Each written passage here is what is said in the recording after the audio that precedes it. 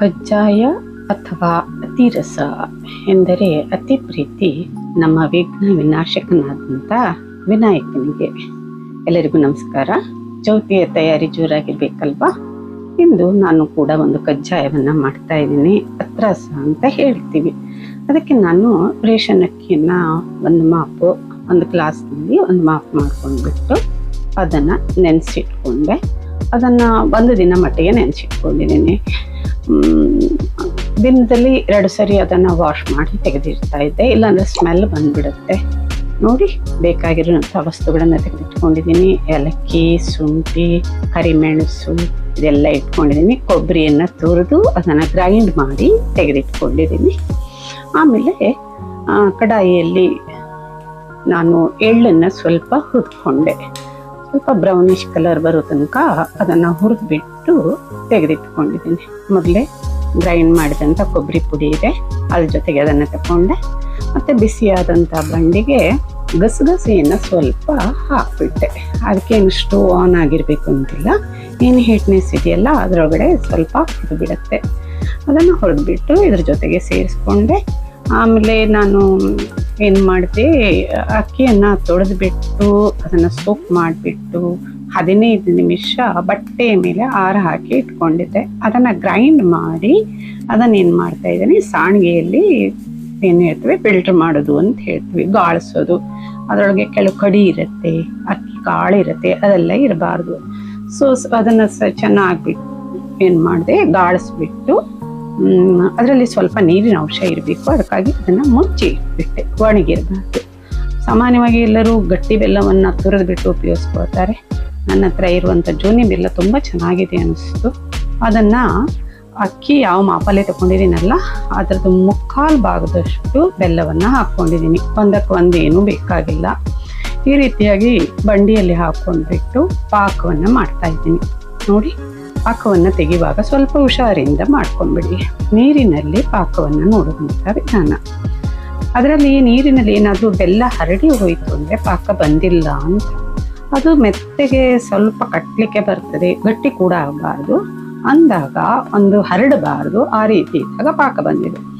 ಆವಾಗ ನಾನೇನು ಮಾಡಿದೆ, ಈ ಎಳ್ಳು ಮತ್ತು ಗಸಗಸೆ, ಯಾಲಕ್ಕಿ ಪೌಡರು, ಶುಂಠಿ, ಒಂದು ಒಣ ಶುಂಠಿಯನ್ನು ಪೌಡರ್ ಮಾಡಿಟ್ಕೊಂಡಿದ್ದೆ ಇಲ್ಲ, ಮತ್ತು ಕಾಳು ಮೆಣಸಿನ ಪೌಡ್ರು ಎಲ್ಲ ಒಂದು ಕಡೆ ಇಟ್ಕೊಂಡಿದ್ದೆಲ್ಲ ಅದನ್ನೆಲ್ಲವನ್ನು ಮಿಕ್ಸ್ ಮಾಡಿಬಿಟ್ಟೆ. ತುಂಬ ಚೆನ್ನಾಗಿ ಟೇಸ್ಟ್ ಬರುತ್ತೆ. ನಂತರ ಟೇಸ್ಟಿಗೆ ಉಪ್ಪನ್ನು ಸೇರಿಸಿದೆ. ಆಮೇಲೆ ಒಬ್ಬಳೇ ಮಾಡ್ತಾ ಇದ್ದೀನಲ್ವ ನಾನೇ, ಮತ್ತೊಬ್ಬರಿದ್ರೆ ಚೆನ್ನಾಗಿರುತ್ತೆ. ಈ ಅಕ್ಕಿ ಹಿಟ್ಟು ಏನು ಇಟ್ಕೊಂಡಿದ್ದೀನಲ್ಲ ಅದರೊಳಗಡೆ ತೇವಾಂಶ ಇದೆ, ಮುಚ್ಚಿಟ್ಕೊಂಡಿದ್ದರಿಂದ ಸ್ವಲ್ಪವಾಗಿ ಸೇರಿಸ್ತಾ ಬರ್ತೀನಿ. ಒಮ್ಮೆಲೆ ಹಾಕಿಬಿಟ್ರೆ ಗಂಟಾಗ್ಬಿಡುತ್ತೆ. ನಿಧಾನವಾಗಿ ಸೇರಿಸ್ತಾ ಅದನ್ನು ಸರಿಯಾಗಿ ಮಿಕ್ಸ್ ಆಗಬೇಕು. ಆ ರೀತಿಯಾಗಿ ತಿರ್ಸ್ತಾ ಹೋಗಬೇಕು.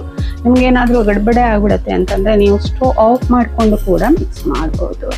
ಆಮೇಲೆ ಎಲ್ಲ ಸರಿಯಾಗಿ ಸೇರಿದ ಮೇಲಿಂದ 2 ಚಮಚ ತುಪ್ಪವನ್ನು ಹಾಕಿ ಇಟ್ಬಿಟ್ಟೆ. ಅದನ್ನು ಮುಚ್ಚಿ ಇಟ್ಬಿಡ್ತೀನಿ. ಯಾಕೆಂದರೆ ಅದು ಒಂದು ಕನ್ಸಿಸ್ಟೆನ್ಸಿ ಬರುತ್ತೆ. ಒಂದು 2 ಅವರ್ಸು 3 ಅವರ್ಸು ಈವನ್ 4 ಅವರ್ಸ್ ಕೂಡ ಇಡ್ಬೋದು. ಅದಾದ ನಂತರ ಅದನ್ನು ತೆಗೆದುಬಿಟ್ಟು ಸ್ವಲ್ಪ ನಾದಬೇಕು, ಚೆನ್ನಾಗಿ ಬರುತ್ತೆ. ಆಮೇಲೆ ಅದನ್ನು ಉಂಡೆಯ ಥರ ಚಿಕ್ಕ ಉಂಡೆಯ ಥರ ಮಾಡ್ಕೊಂಡ್ಬಿಟ್ಟು ಒಂದು ಪ್ಲಾಸ್ಟಿಕ್ಕಿಗೆ ಎಣ್ಣೆನೋ ತುಪ್ಪನೋ ಒರೆಸ್ಕೊಂಡ್ಬಿಟ್ಟು ಆ ಉಂಡೆಯನ್ನಿಟ್ಟು ನಿಧಾನವಾಗಿ ತಟ್ಟಬೇಕು. ಆಮೇಲೆ ಬಿಸಿಯಾದಂಥ ಎಣ್ಣೆಯಲ್ಲಿ ಬಿಟ್ಟರೆ ಆಯಿತು. ಸ್ವಲ್ಪ ಎಣ್ಣೆಯನ್ನು ಇಟ್ಕೊಂಡು ನೋಡ್ಕೊಳ್ಳಿ. ಹದ ಚೆನ್ನಾಗಿ ಬಂದಿಲ್ಲ ಅಂತಂದರೆ ಹಿಟ್ಟು ಪೂರ್ತಿ ಹರಡೋಗ್ಬಿಡುತ್ತೆ. ನಾನು ಇವತ್ತು ಮಾಡಿದಂಥ ಒಂದು ಹಿಟ್ಟಿನ ಕನ್ಸಿಸ್ಟೆನ್ಸಿ ಏನಿದೆಯಲ್ಲ ತುಂಬ ಚೆನ್ನಾಗಿ ಬಂದಿದೆ. ನೀವು ಕೂಡ ಚೆನ್ನಾಗಿ ಮಾಡ್ತೀರಾ. ಅದರೊಳಗೇನು ಕಠಿಣ ಏನೂ ಇಲ್ಲ, ನಿಧಾನವಾಗಿ ಮಾಡಬೇಕು. ಸ್ವಲ್ಪ ಏನು ಅದನ್ನೇ ಇಡೀ ದಿನ ಮಾಡಬೇಕು ಅಂತಿಲ್ಲ, ಟೈಮ್ ತಗೊಳ್ಬೇಕು ಅಂತಿಲ್ಲ. ಮಧ್ಯದಲ್ಲಿ ಕೆಲಸ ಮಾಡ್ತಾನೆ ಅವಾಗಲೇ ಸ್ವಲ್ಪ ಕೆಲಸವನ್ನು ಮಾಡಿಕೊಳ್ತಾ ಫ್ರೀ ಇರುವಾಗ ಇದನ್ನು ಮಾಡ್ಬೋದು. ಈ ರೀತಿಯಾಗಿ ನಿಧಾನವಾಗಿ ಮಾಡಿದ ಮೇಲೆ ಸ್ವಲ್ಪ ಬ್ರೌನಿಷ್ ಕಲರ್ ಬಂದ ಮೇಲೆ ಅದನ್ನು ಎತ್ಬಿಟ್ಟು ಸ್ವಲ್ಪ ಪ್ರೆಸ್ ಮಾಡಬೇಕು. ಯಾಕೆಂದರೆ ಎಣ್ಣೆಯನ್ನು ಕೆಳಗಡೆ ಸ್ಕ್ವೀಸ್ ಮಾಡಿ ತೆಗೆದಂಗೆ ಆಗುತ್ತೆ. ನೋಡಿ, ಮತ್ತೊಂದು ನೋಡಿ, ಇಲ್ಲಿ ಪೂರಿಯ ಥರ ಮೇಲೆ ಪ್ರೆಸ್ ಮಾಡಬೇಡಿ. ಅದ್ರ ಮೇಲೆ ಬಿಸಿ ಎಣ್ಣೆಯನ್ನು ಹಾಕಿದಾಗ ಅದು ಹೋಗ್ತದೆ. ಸ್ವಲ್ಪ ಮೀಡಿಯಂ ಫ್ಲೇಮಲ್ಲಿ ಮಾಡಿ, ಇಲ್ಲಾಂದರೆ ಲೋ ಫ್ಲೇಮನ್ನು ಕೂಡ ಇಟ್ಕೋಬೋದು. ಇಲ್ಲಾಂದರೆ ಏನಾಗ್ಬಿಡುತ್ತೆ, ಹೊರಗಡೆ ಕೆಂಪಾಗ್ಬಿಡುತ್ತೆ, ಒಳಗಡೆ ಬೆಂದಿರೋದಿಲ್ಲ. ಈ ರೀತಿಯಾಗಿ ನಿಧಾನವಾಗಿ ಮಾಡಿದಾಗ ಒಂದು ಕೂಡ ಅತ್ರಾಸ ಹಾಳಾಗುತ್ತೆ ಅಥವಾ ಹರಡಿ ಹೋಗುತ್ತೆ, ಬಿರುಕು ಬರುತ್ತೆ ಅನ್ನುವಂಥ ಸಂಶಯನೇ ಇಲ್ಲ. ನೋಡಿ ಎಷ್ಟು ಚೆನ್ನಾಗಿ ಬರ್ತಾ ಇದೆ. ನಾನು ಕೂಡ ಮಾಡಿದೆ, ನೀವು ಕೂಡ ಮಾಡಿ ಫ್ರೆಂಡ್ಸ್. ಇದು